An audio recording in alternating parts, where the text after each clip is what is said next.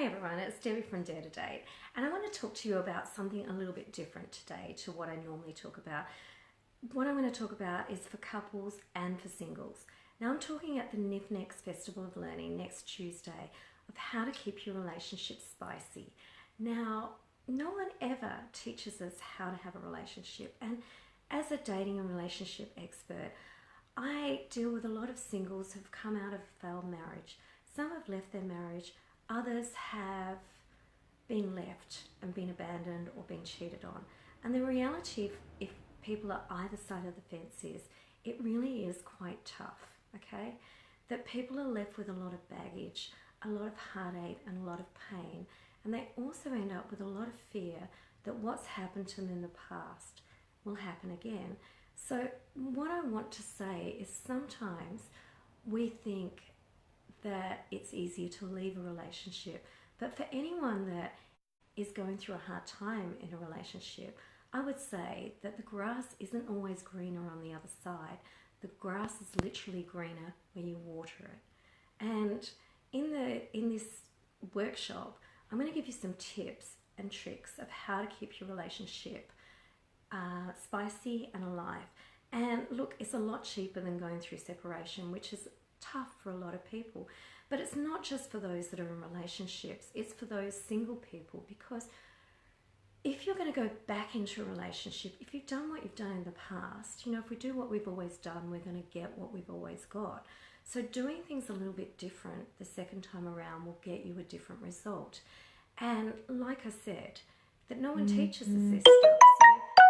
So you really can change the results you get in the relationship. And I've been doing a lot of, I love the work by John Gottman, where he looked at relationships over 40 years. And what he found was that he could predict with 90% of accuracy the relationships that would work and the relationships that wouldn't work. And he's got a lot of tips of how to change that, and a lot of it is how you relate to one another. And I want to say, sometimes when it comes to love, it's crazy. We think it just naturally happen, and you know, people do, when they meet people, get caught up in that whole chemistry of love. And chemistry does shut down the judgment side of your brain, and often what happens is people wake up after 18 months of relationship and go, oh my God, you know, how did I end up here? And then they see stuff they don't like about the other person. But that's pretty normal if you think about any relationship in your life. Whether you have children, your parents, your friends, you know, you have times where it's good, times where it's not. You actually have to relate, and there's going to be conflict, and it's how you navigate that and how you show love so the other person can receive it.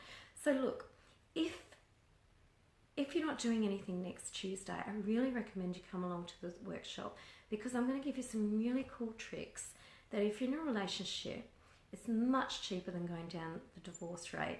And if you're not in a relationship, it will give you the tips of how to go about it when you get into your next relationship, because these things just don't magically happen. And love isn't something that you just have.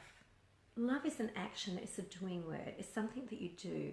And not only that, we talk about a relationship as something we have, but it's more about being able to relate to each other than something that is fixed.